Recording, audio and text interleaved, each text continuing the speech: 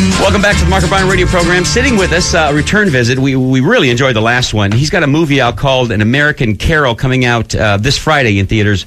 Mr. Jon Voight. John. Hey. Hey, here I am. What are you doing? It was hard. I got a kick out of it. I drove through the back gate this morning at 5:30, the time I normally get here. And from a distance, I saw you, and you had your jacket, and I didn't realize it was you. I thought, boy, the salesmen are up early this morning getting in there. And then I got closer, realized it was you dealing with the security guard and trying to talk your way into the building, I guess. She was putting you through the ringer. Well, John, She knew I was a dangerous person. Oh, of course. You know why? Why? You're hard. I'm hard. He walked in, we kind of looked, John, you shaved out, you got a flat stomach. I mean, you're really looking good. He goes, hey, it's me. I'm hard.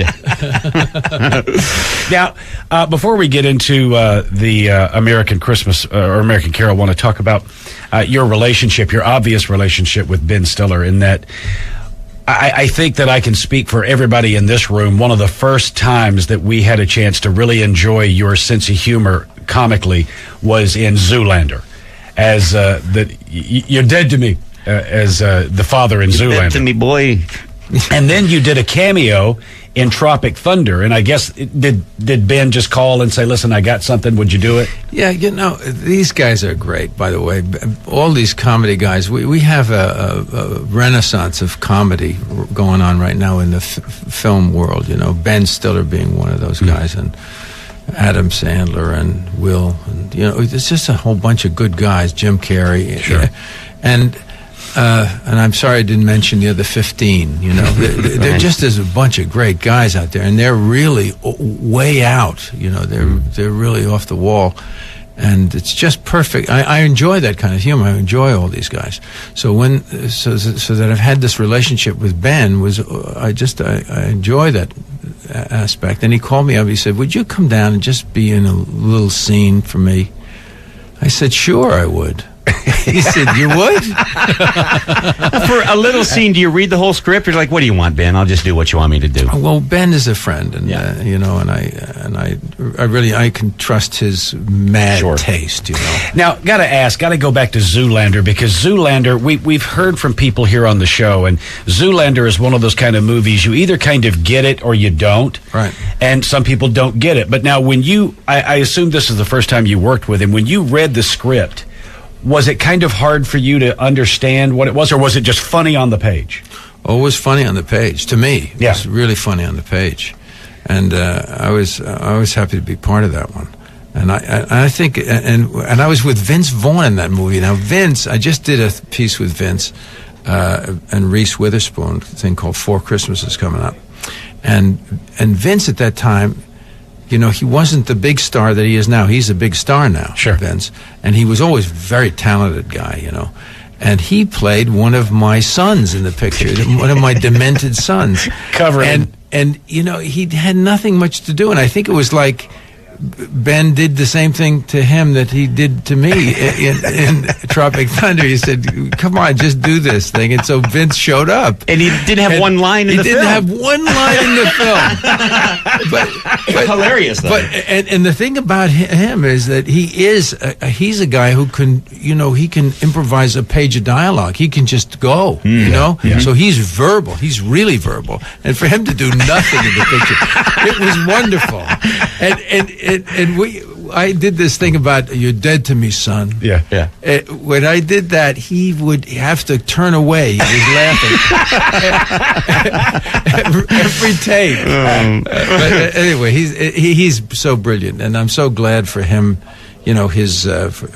His big celebrity. Well, the truth of the matter is, John, he's one of those guys. He's one of the 15 I didn't mention. He's one of the big ones, Well, the truth of the matter is that whenever you're in a film, it's a better film because of it, and it all kind of began back many years ago with Midnight Cowboy, and you were nominated for an Academy Award. As you look back on that experience, what was it for you? I mean, it was the start of everything. So how did that role come to you? And it was a controversial role as well. Yeah, it was.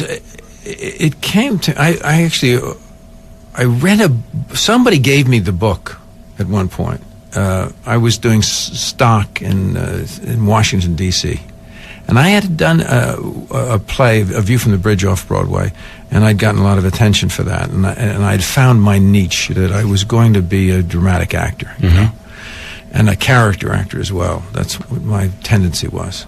So I knew a little bit about myself at that time, and then somebody gave me this book, and I said, gee, that's pretty interesting. I read the book. I passed it to Dusty Hoffman, who I had met, because I thought maybe he could do Ratso. And he was doing The Graduate at that time. Now, this is before it was a script. This is before it was a script. I said, you should do this part. And anyway, stuff like that happened. You know, it happened very early, and it kept coming back to me, this thing. And then finally I auditioned among 4 guys, and they finally came down between myself and another fellow. They gave it to the other fellow because he had a big movie coming out, and then they couldn't make the deal. They were messing around with whoever was representing this fellow, misrepresented the deal, and then they came back to me. So I went a long journey. Can I ask who the other fellow was? You can, but I won't tell you. You see. Really? Yes, I'm hard. You are hard. I'm a hard man. Okay, well, American Carol opens in theaters Friday. Funny? Really funny. And a lot of stars in this. Yeah, it's, with Leslie Nielsen and Kelsey Grammer and James Woods and Dennis Hopper and Robert Davi plays the villain. He's brilliant. And Kevin Farley, Chris's brother, is fantastic in the leading role of Michael Malone, which is really a parody of Michael Moore. He's hysterically funny, and he's very touching too, actually. But I mean, it's a great role for him. And it's going to make this is going to be his thing, you know. Now, this is a loose adaptation of Charles Dickens' A Christmas Carol, this film. Loose. But hard. But hard. Yeah, it's loose. Well, it's made by, David Zucker, who did Airplane and Naked Gun and that series. And it says right on the poster, it says, David Zucker, master of questionable taste. Well, you know what you're going to get going in. If you just joined us, John Voit is with us. John, if you could, we'd like to take a break and come back and cover some other material. I need a break. Then we're going to give you've got 5 minutes, John. 5 minutes. We'll be right back with John Voit here on the Mark and Brian radio program, 95.5 KLOS. Well, for those of you listening at home, we did get it out of him during the commercial break. The man that was going to get the role for Midnight Cowboy was Arnold Schwarzenegger. Arnold Schwarzenegger. I'm the Midnight Cowboy. He's like, he's walking. John Voit. No, I'm walking here. John Voit is I'm walking here. I heard that was an improvisation on the moment. It was. Wasn't in the script. It wasn't. It's a funny thing about that, because that moment, which became so, that one line, I'm walking here, was, everybody was asked to look back and say how that happened, and everybody they asked came up with a different answer. It was funny, but I think I'm the right. I remember, you were there. I remember. But Dusty says something slightly different. I mean, everybody's different. But I remember when we did it, we were in this little area where there was a street we had to cross, and it was a long shot. We're coming into the long focus lens, and there were cab drivers who had to wait while we shot. Hold it, hold it, and then we said roll them, and this guy just got impatient, and right in the middle of the take said, "Screw you, I'm going," and he went, and he almost hit Dusty, and that's what Dusty had. And we were improvising all the time, so we all had lines in case these things, things in our heads that we stayed in character, and he had this line. And the line that followed was great, too. You can get insurance and stuff like that, whatever it is. That was another improvised line. And all I'm thinking of is stay in character, because this is the take. Yeah. I'm saying don't let him, don't cut, guys. That's all that was in my head. And stay in character, don't cut. And we did it, and as soon as they said, I said, John, that's it. That's the one. Well, I don't know. The car went through. No, that's it. That's good. Anyway, that's what I remember. See, I was the smart guy and the hero, and I knew, that's why I remember it. Hey, because you're hard. John Voit is here. Everybody else is saying, John Voit was stupid in that he almost screwed it up, but I knew. Yeah, it was me. Everybody's got a different version. John Voit is here. He's got a new movie coming theaters Friday. It's called An American Carol. Let's take a call or two. Brian, you're on the air with John Voit. Hey, good morning, guys. Thanks Morning. for letting me in. Hey, Brian. Hey, I just want to say, John, I just appreciated your work, and especially your work as Bud Kilmer as in Varsity Blues. I could not have hated that character more in just the way he reminded me of every football coach I ever had. God bless you, Brian. Truly a good job. And had a question. I don't know why, but I thought you and Christopher Walken have got to do some sort of buddy movie. I don't know what the story is, but that would just be great. When I played Zoolander and I saw it, after I saw my performance, I said, that's not me, that's Chris Walken. Because of the hair. I looked more like Chris Walken than I looked like me. Now, I know he's had a problem with being given, hey, you were great in, Runaway Train or something like that. No, that wasn't me. But you know what I mean? I've gotten a lot of attention for The Deer Hunter. People come up and say, you're great in The Deer Hunter. You were. And I say, now, I'm going to tell you a story. Brian, I'm going to tell you a story based on this. All right. I was at an airport, and I was in a long line and was with my dear friends, and we finally get to the front of the line, and I realized I'd left my valise in the cab. And I said, I've got to go back and see if they got I got to find my valise. So he said, look, John, you don't have to go through the line. When you come back, come right up front. She sees you here. She'll come right up front because we're going to miss the plane. Okay. So I go down, and the guys at the baggage thing had my valise. The cab driver came back. It was like wonderful. When I came back, there's 150 people in the line, in the security line. And I remember my friends one of those Pavlov's dogs. I go to the front of the line. So I go to the front of the line, and I expect to get in, and this little woman says, oh, no, you don't. You get in the back of the line like everybody else. I said, but I just, don't give me anything, like that. And she just sent me back. And I felt like, like nothing, right? So I'm walking back, and everybody's looking at me, and I'm thinking, they're saying, oh, a big movie star going to the front of the line. You know what I mean? And I go all the way to the back, and this one guy says to me, he says, hey, you were great in that dance video. and I said, thank you very much. Just go ahead and cut in front of him, maybe. Yeah. Just go ahead and take credit for it. Exactly. That's what I wanted to. I never wanted to be Christopher Walken more than at that moment. Now, are you guys buds? Do you hang together? We actually got together and had a lunch, just discussing things. We talked about doing a movie together, and laughed about people mistaking ourselves for each other. And we just figured we should be in a movie together so people could see that there are two of us, brothers. Now. Are you going to be watching the debates? Yes, Vice of course. Presidential? Yeah, sure. How do you think that's going to go? Well, who knows how it's going to go? I mean, listen, I have respect for both these guys. Yeah. I have a great love for Sarah Palin. I must say, I was very moved when she made the choice. And were you knew her then before they made? No, I didn't. I had no idea. I just heard this. I just heard lots of energy just came at me when people said, "Did you hear about? No, what?" And then I saw her, and she was so clean and energy, And since then, I've met her. I was at the RNC, the Republican National Convention, and I made an effort to see her, and I ran through all those balloons. I was up in a booth somewhere, and I ran through all the balloons, and I chased John and Cindy and her out, and I finally caught up to them, and I said hello, and it was very nice. I mean, she's so just real down to earth, so sweet, very loving. All right, now, John, help us. Yes. I will help you, and I'm glad to be here to help you. Thank you so much for the help. Yes. You're so hard. We've had a Republican office for 8 years, and there's a lot of concern about the economy.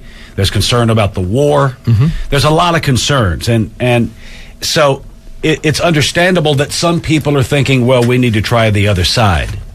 You're a Republican. Explain to us what you see as a need for the next president and what it's going to do to those of us that are very concerned about where we are. I got you.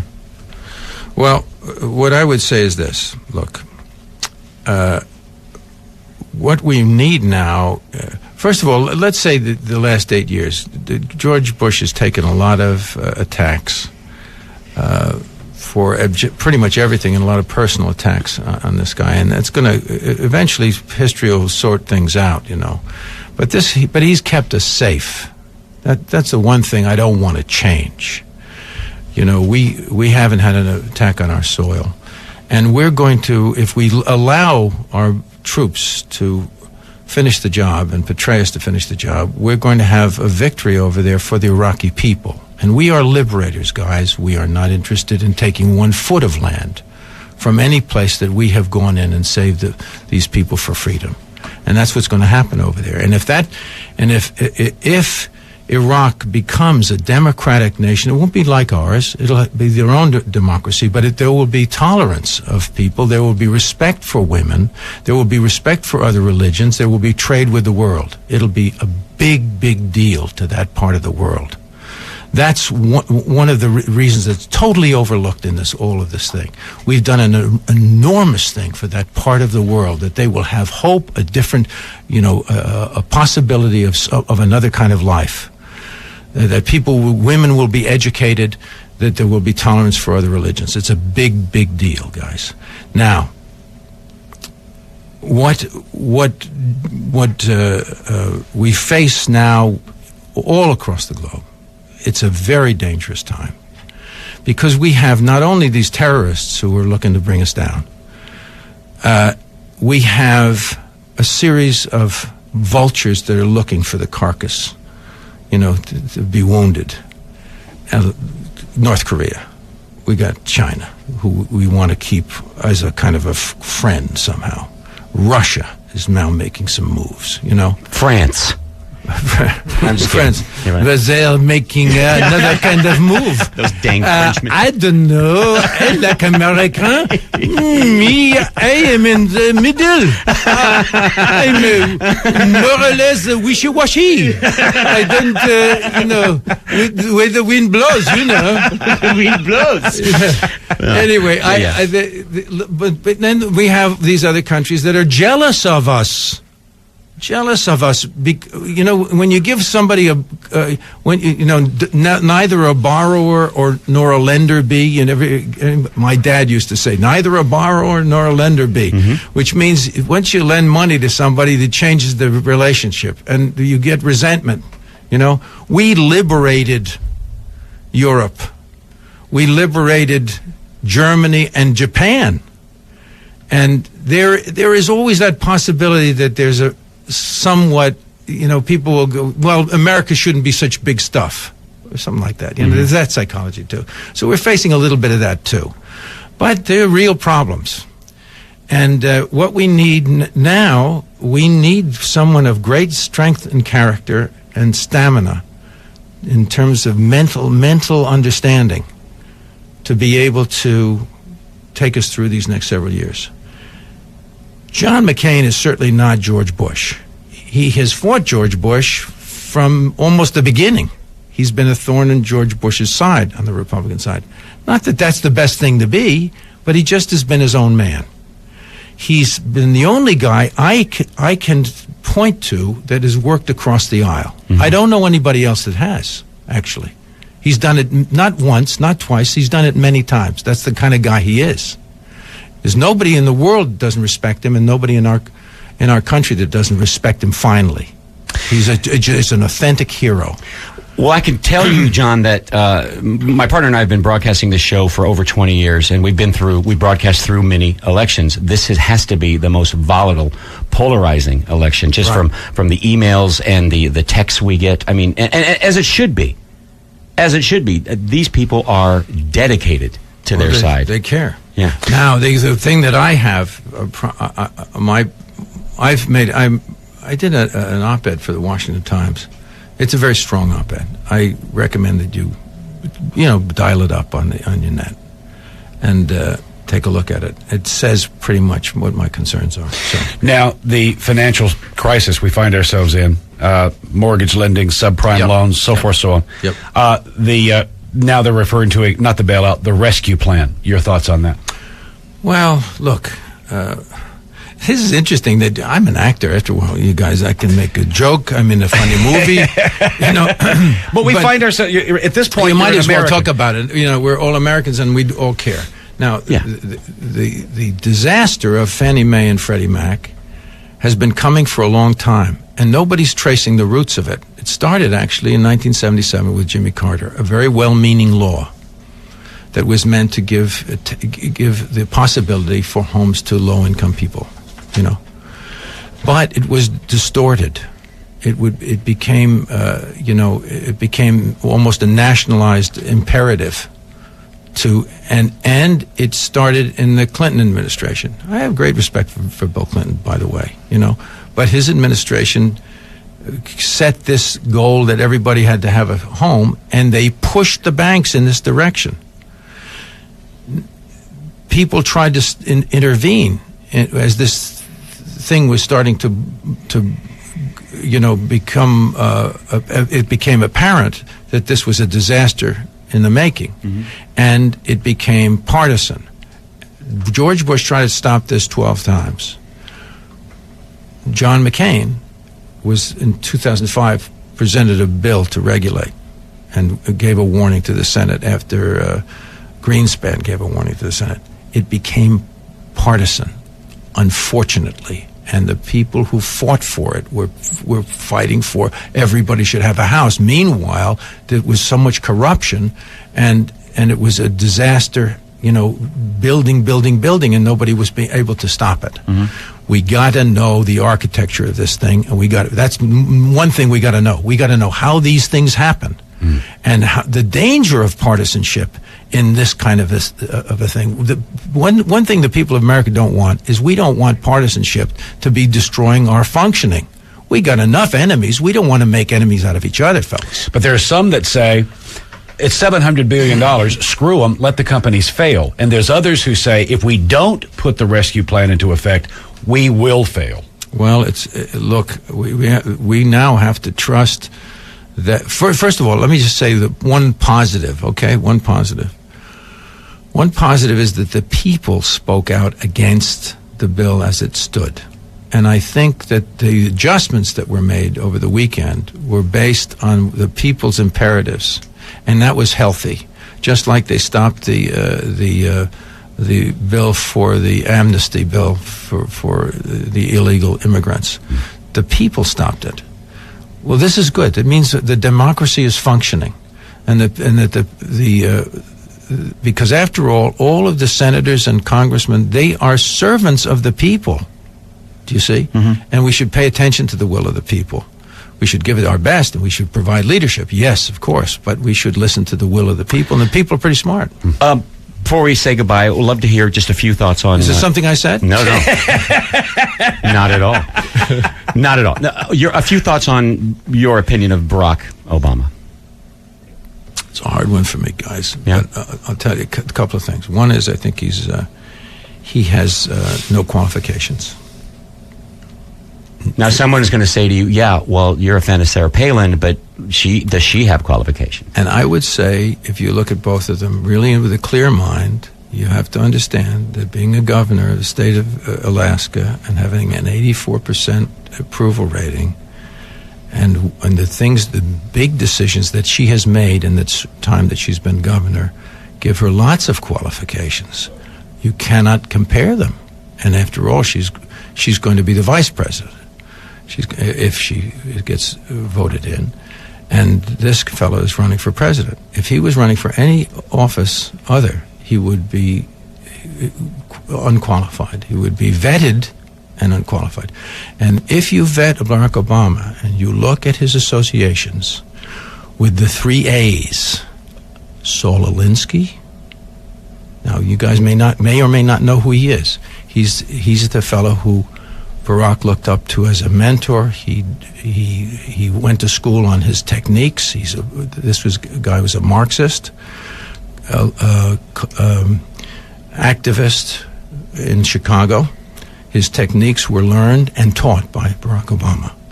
His association with the second A, William Ayers. Very pernicious guy, William Ayers. Terrorist against our country. was responsible for the bombing of the Pentagon, of the Justice Department, of the New York City headquarters and police headquarters. This guy is only walking the streets because of a technicality. He's now in our schools and teaching, and he and Barack Obama work together to teach children activist, Marxist, techniques. This was called the Chicago Annenberg Challenge.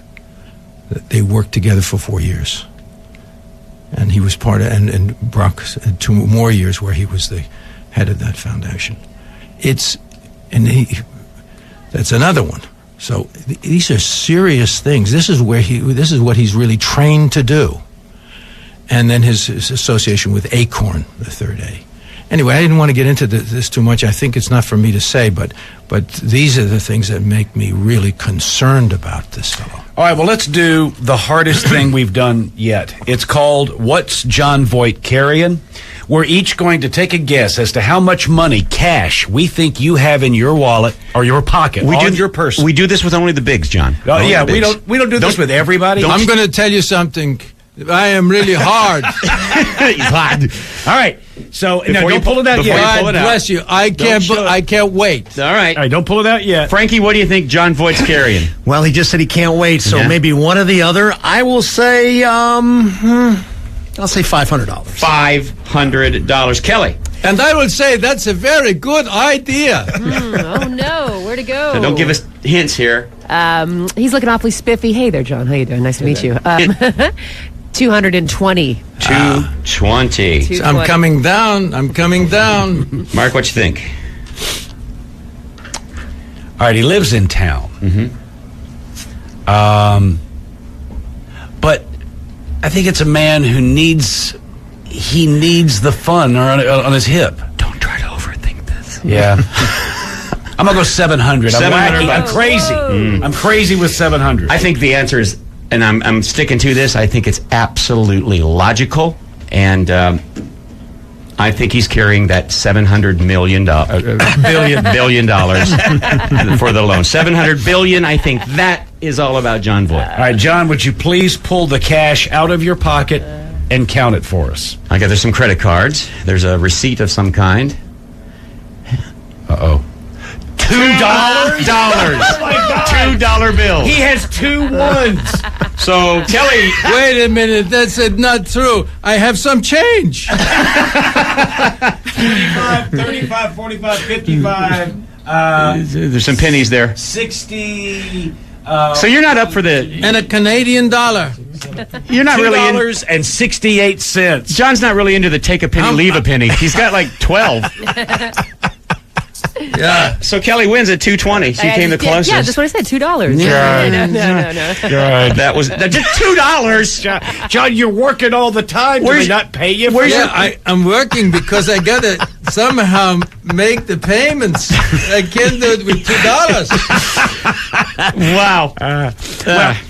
The new film is out. It's this Friday. It's called An American Carol. It's Zucker. So it's going to be a wacky take on the Charles Dickens Christmas Carol story. Looks really funny. John, we always enjoy... Can I also say I've got another film coming out the 24th? Yeah. Pride and Glory. It's a really tough cop movie with Colin Farrell and Ed Norton. Oh, I saw the trailer I'm for telling this. you, it's a great one. Yeah, the trailer looked really good. Yeah. Plus, Edward Norton he's kind of a younger you. This guy's solid every time, in and out. I hear he pores over the script. In some cases, will rewrite, because he wants it to be better. That's right. John, thank you. And you were, in fact, great in that dance video. Thank you so much. Yes. I have enjoyed being here so much. John, good to see you. It's not been hard.